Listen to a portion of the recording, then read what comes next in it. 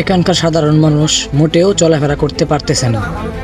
কলমাকান্দা থানার নাজিরপুর ইউনিয়নের ৫ নং ওয়ার্ডের যে রাস্তাটি আছে, অর্থাৎ কয়রা থেকে আমতলা পর্যন্ত, এই রাস্তাটি বৃষ্টির কারণে সম্পূর্ণ কাদা দিয়ে ভরপুর হয়ে গেছে। হাঁটা তো দূরের কথা, কোনো যানবাহনও চলাচল করতে পারছে না। স্কুলের ছাত্রছাত্রী ও অসুস্থ রোগীদের যাতায়াত এখন চরম কষ্টকর হয়ে উঠেছে। আমরা এখন কিছু লোকদের সাক্ষাৎকার আপনাদের মাঝে তুলে ধরছি। রাস্তার অবস্থা খুব খারাপ, রাস্তা দিয়ে হাঁটা চলা করা যায় না। একবারে জঘন্য অবস্থা, আমরা মহা বিপদে আছি রাস্তা নিয়ে। রাস্তাটা ফাঁকা হইলে একটু বেশি ভালো হইতো।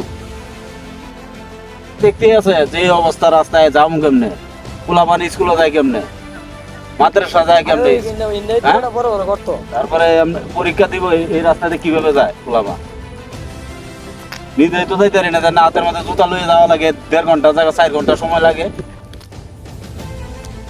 রাস্তার মধ্যে আড়র থেকে উল্টা পড়ে থাকে না, আমার এলিং দেওয়ার লাগে, হাঁটু আমার ফেক, এরপরে ডিম ডুম লয়ে যাইতে পারি না, বড় বাস লয়ে গেল, ছাত্ররা স্কুলে যাইতে পারে না, কত রকমের ডিস্টার্ব। রাস্তার মধ্যে বাংলাদেশের রাস্তা ভালো তাহলে একমাত্র আমরা এটাই আছে বর্তমানে ১ নম্বর ভালো রাস্তা, নিংড়ি দেওয়ার লাগে হুন্নার। এছাড়া আর কি কই আমি না, ভালোর মতো না যদি হারা করে দিতে তখন আন্টি স্কুলে যাইতে পারলো, মাদ্রাসা যাইতে পারলো।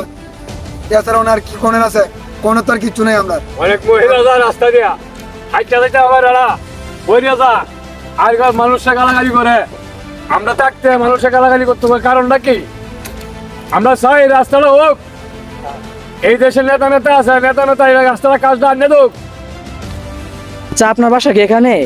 না, আমি এখানে না, এখানে আমি আসছি বেড়াতে আসছিলাম। এখন যে রাস্তার যে অবস্থা, কোনো মতে গেলাম, আবার এই যে এখন মাত্রই আসলাম, সন্ধ্যা হয়ে গেছে, বাড়িতে যাবো আবার। আচ্ছা, আপনার বাসা কোন জায়গা? আমার বাসা হইলো কয়রা মুড়ে।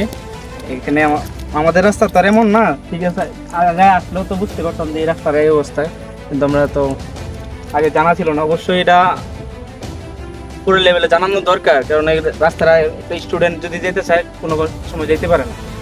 একটা বৃদ্ধ লোক ওই সামনে দেখা যাচ্ছে, বৃদ্ধ লোক উনি আসতে পারতেছে না, ওরা তুমি যদি পড়েও যায়, পড়ে গেলে কোমরটা নিশ্চিত ভাঙবে, ঠিক আছে না? এখন আসলে এটা চেয়ারম্যান তো আপাতত এখন সমস্যা আছে।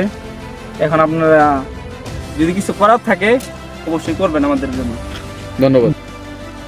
আমরা সকলেই কামনা করছি দ্রুত রাস্তাটি সংস্কারের জন্য সংশ্লিষ্ট কর্তৃপক্ষের হস্তক্ষেপ কামনা করছি।